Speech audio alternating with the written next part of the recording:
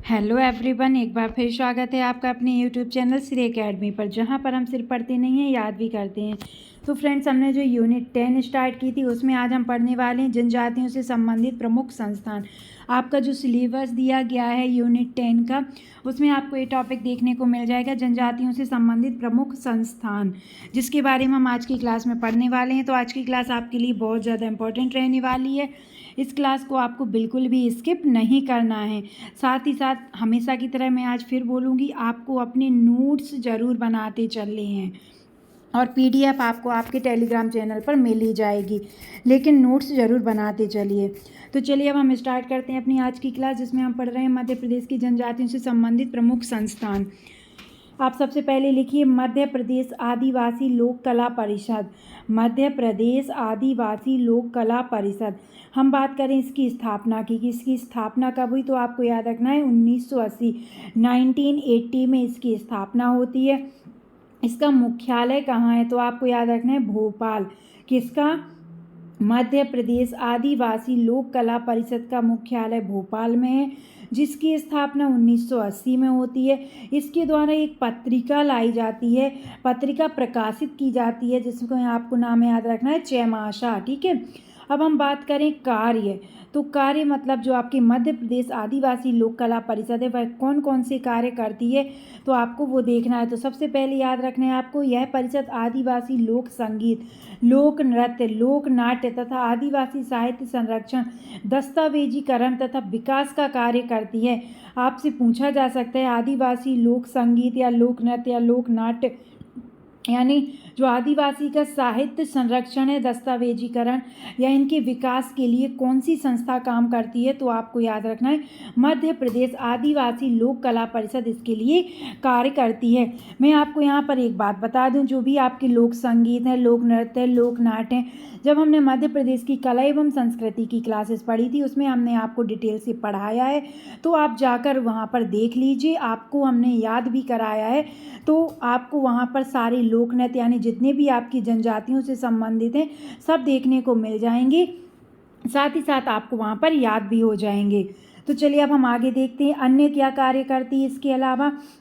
तो जो लोक कला का प्रदर्शन है, लोक कला के प्रदर्शन के लिए संपदा, लोक रंग, लोक रंजन, राष्ट्रीय रामलला, मेला, जगार, कबीर समारोह आदि का आयोजन करती है। देखिए इसे हम कैसे याद रखें, अगर आपके एग्जाम में क्वेश्चन पूछ लिया जाए कबीर समारोह का आयोजन किस संस्थान के द्वारा कराया जाता है, तो अब आप बता पाएंगे मध्य प्रदेश आदिवासी लोक कला परिषद के द्वारा कराया जाता है। इसलिए आपको ये सारे फैक्ट याद रखने हैं, कुछ ज़्यादा नहीं है, सब हमने इसमें सिर्फ इम्पॉर्टेंट फैक्ट ही शामिल किए हैं, जिनको आपको याद रखना ही है, इनको छोड़ना नहीं है।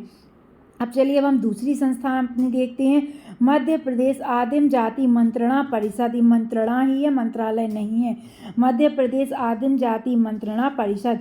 हम बात करते हैं किसके तहत आए, तो आपको याद रखना है भारतीय संविधान के अनुच्छेद 244(1) के अंतर्गत अनुसूचित क्षेत्र के प्रशासन, नियंत्रण व संरक्षण हेतु मध्य प्रदेश आदिम जाति मंत्रणा परिषद का क्या होता है, गठन होता है। कब?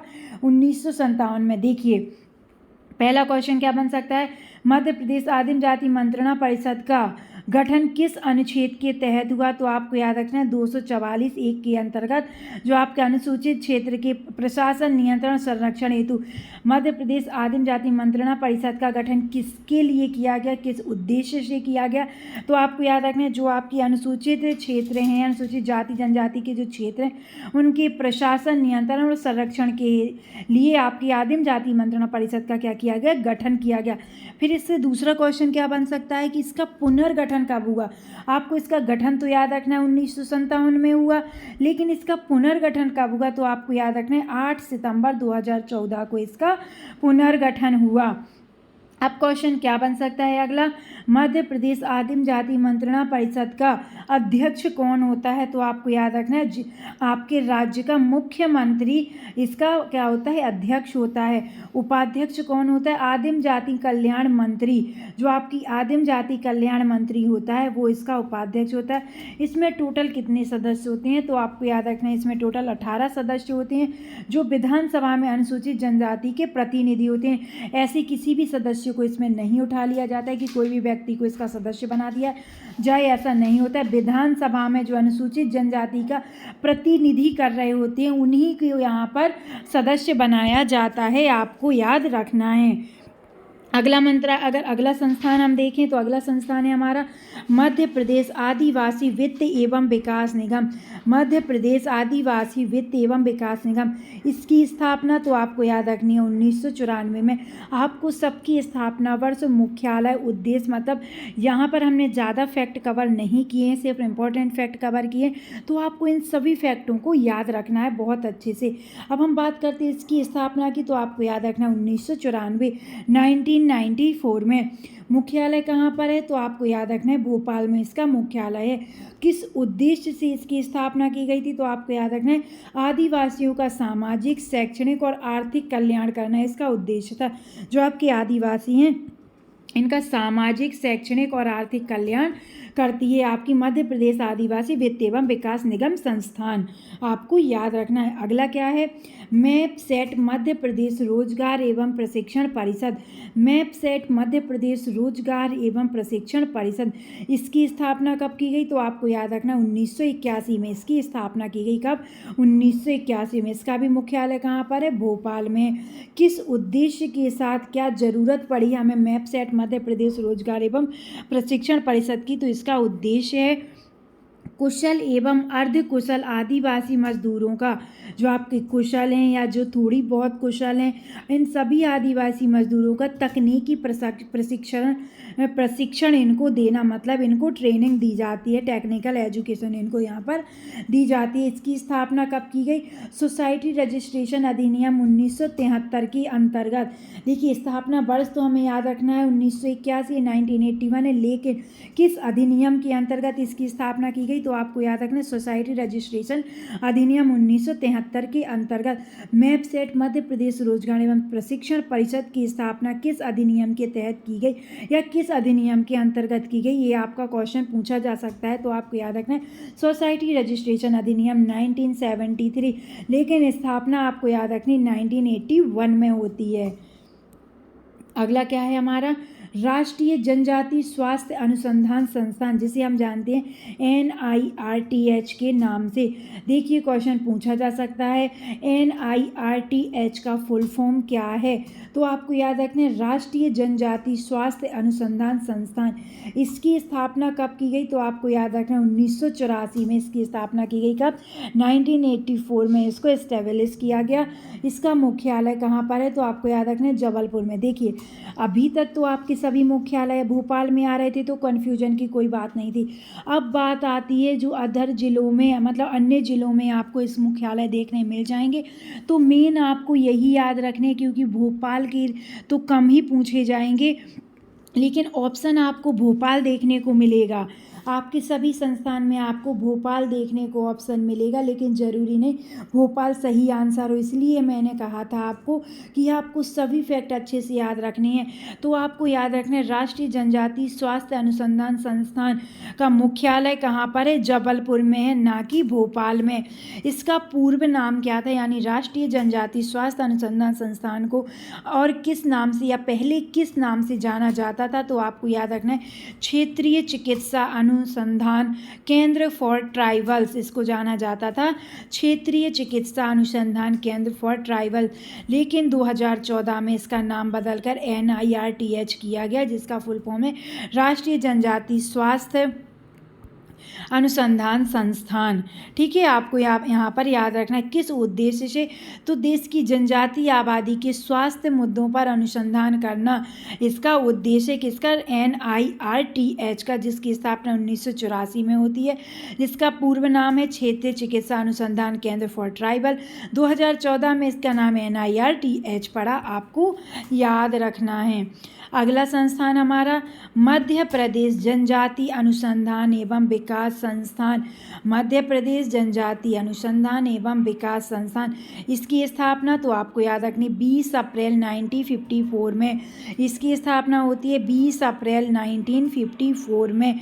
मुख्यालय इसका कहाँ पर है, छिंदवाड़ा में था, वर्तमान में भोपाल में। देखिए यहाँ पे कंफ्यूज करने वाला क्वेश्चन बनेगा, ये क्वेश्चन क्या बनेगा पहला, मध्य प्रदेश जनजाति अनुसंधान एवं विकास संस्थान का मुख्यालय कहाँ था या पहला कहाँ था, तो आपको याद रखना है छिंदवाड़ा।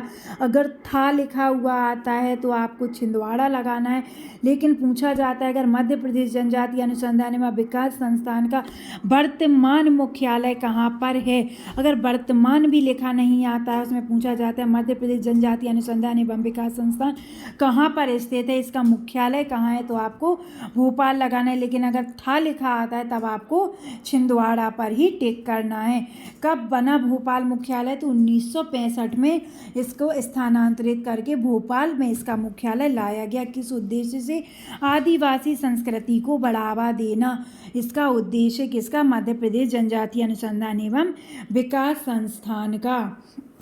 अगला संस्थान हमारा इंदिरा गांधी राष्ट्रीय जनजाति विश्वविद्यालय। इंदिरा गांधी राष्ट्रीय जनजाति विश्वविद्यालय स्थापना वर्ष हम देखें तो 2008। इसका भी मुख्यालय आपको याद रखना है कहाँ पर, अनूपपुर अमरकंटक।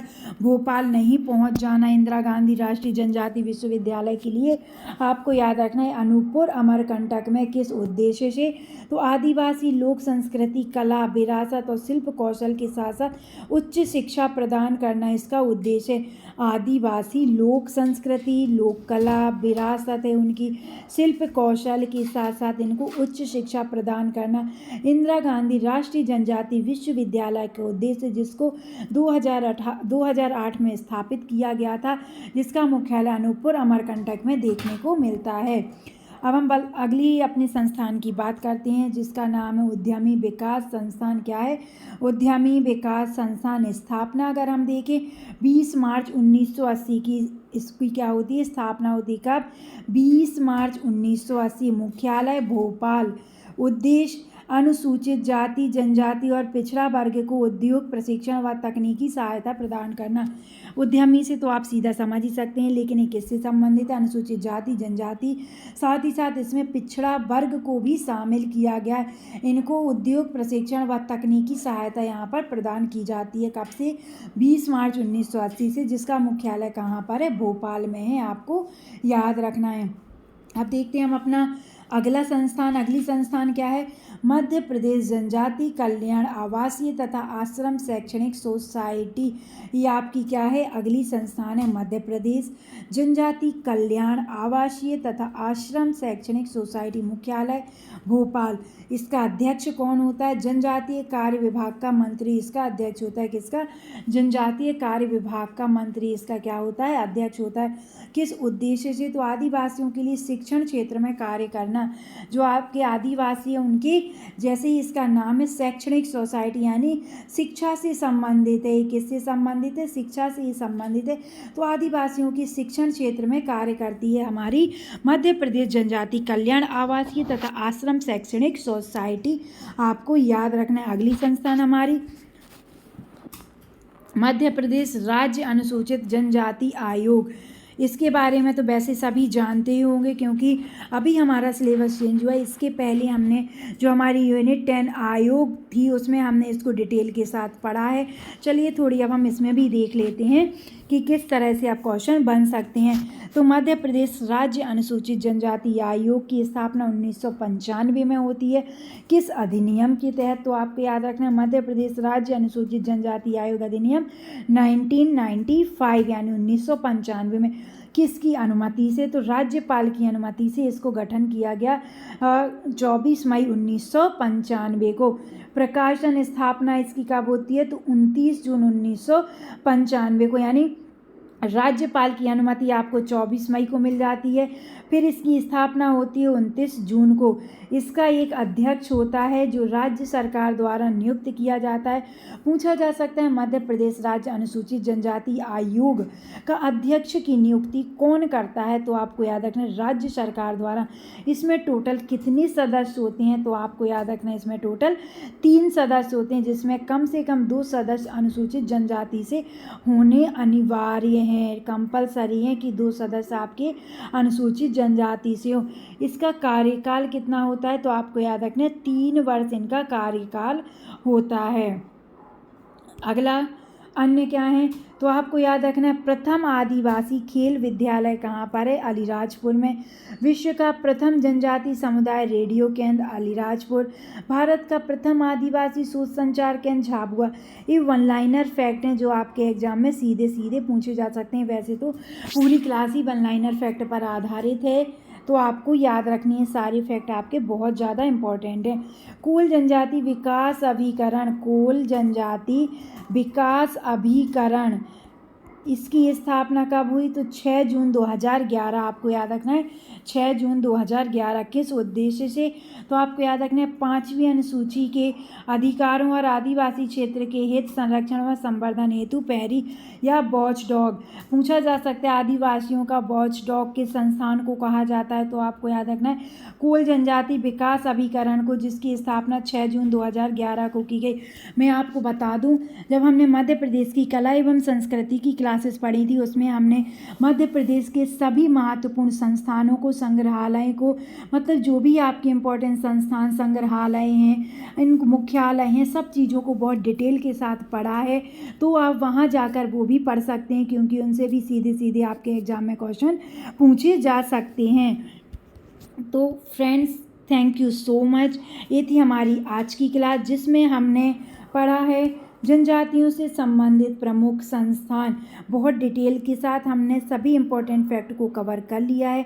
आई होप आपको हमारी क्लास पसंद भी आई होगी, तो जल्दी से इसको लाइक कर दीजिए, साथ ही साथ ज़्यादा से ज़्यादा शेयर कर दीजिए।